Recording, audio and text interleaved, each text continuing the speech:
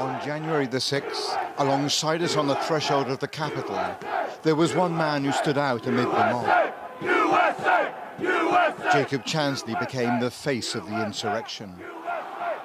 We lost sight of him shortly after this moment, but he re-emerged into the Senate chamber itself, leading other Trump supporters in a prayer.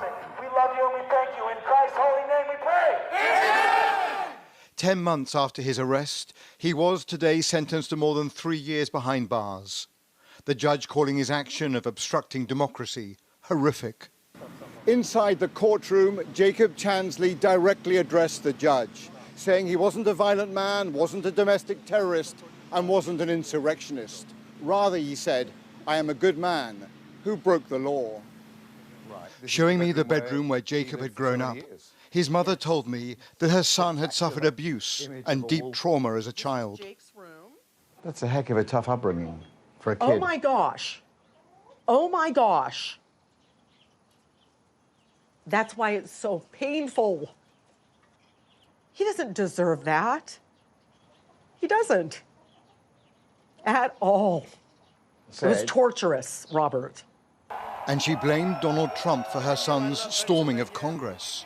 And we're going to the Capitol. Following the former president's apparent instructions earlier that day. He's not a domestic terrorist. He's not a terrorist at all. He's just a young man who went into the building and thinking that President Trump had his back. He thought he had the president's authority, permission. That is correct. He felt he had permission from the president to go there, which he did. He was invited. The mental health of the man who became known as the QAnon Shaman was at the heart of the sentencing hearing today.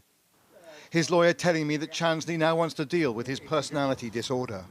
His focus is on, what do I need to do to commence the healing process, to commence getting better, to commence treatment, working on being a better person.